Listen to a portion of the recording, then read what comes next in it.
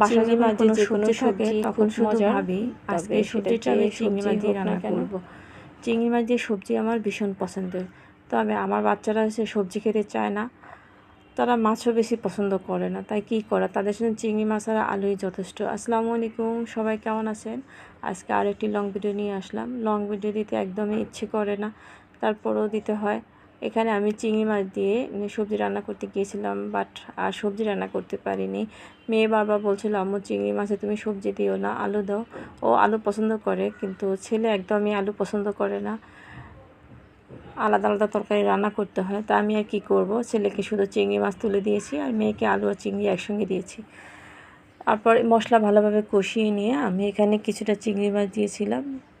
চিংড়ি মাছগুলা বেশি ছিল না, একদম অল্প পরিমাণে, আর এটা ওদের দুজনের জন্যই যথেষ্ট ছিল। আর আলুটা বেশি হয়েছিল অবশ্য, আলু কাটতে গিয়ে একটু বেশি কাটা হয়ে গেছে। আর চিংড়ি মাছটা আমি কীভাবে রান্না করছি ভিডিওটা সঙ্গেই থাকুন, তাহলে বুঝতে পারবেন। আর এবার মশলাটা কষানো হওয়ার পরে চিংড়ি মাছ দেওয়ার পরে একটু পানি দিয়েছিলাম, পানি দিয়ে মশলাটা কষিয়ে নিচ্ছি। সাথে চিংড়ি মাছটাও কষানো হয়ে যাওয়ার পরে এরপরে আমি আলুগুলো দিয়ে দেব। অল্প একটু ঝোল দিয়েছিলাম, এটা ফুটে আসার পরে আলুটা দিয়েছিলাম। তবে অল্প চিংড়ি মাছ দিয়ে যে কোনো সবজি বা আলু যাই রান্না করা হয় না কেন, চিংড়ি মাছের তরকারি স্বাদই অন্যরকম। সেটা যে কোনো বড় মাছেও পাওয়া যায় না, তবে চিংড়ি মাছ স্বাদ অন্যরকম, এটা বলতেই হবে। আর সবাই আমার পুরো ভিডিওটা দেখবেন আর দেখে সুন্দর সুন্দর কমেন্ট করবেন, তাহলে লং ভিডিও দেওয়ার উৎসাহ থাকে। এরপর আমি একটু ডেকে দিয়েছিলাম, ডেকে দেওয়ার পরে যখন এটা ভালোভাবে কষানো হয়ে গেছে, এরপর আমি একটু পানি দিয়ে দেব, মানে ঝোল করার জন্য একটু পানি দিয়ে দেব। যারা আমার ইউটিউব চ্যানেল থেকে ভিডিওটা দেখছেন অবশ্যই সাবস্ক্রাইব করে পাশে থাকবেন, আর যারা ফেসবুক থেকে দেখছেন অবশ্যই লাইক কমেন্ট করে পাশে থাকবেন। সবাইকে অসংখ্য ধন্যবাদ আমার ফুল ভিডিওটা দেখার জন্য, সবাই সঙ্গেই থাকুন। আর দেখেন তরকারি কালারটা মাশাআল্লাহ কত সুন্দর একটা কালার আসছে।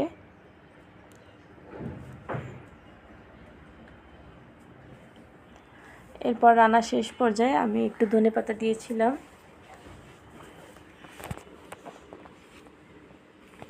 ধনেপাতা দেওয়ার পরে আমি এরপর নামিয়ে নেব।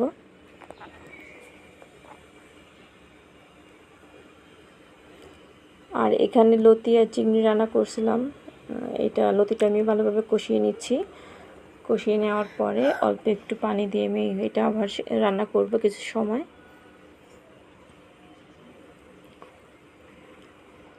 আলু চিংড়ি, লতি চিংড়ি আর ছিল ডাল। আজকে দুপুরটাই ছিল মানে চিংড়ি মাছের জন্য আমাদের শুধু চিংড়ি আর চিংড়ি, এর সাথে আরেকটা খাবারও ছিল।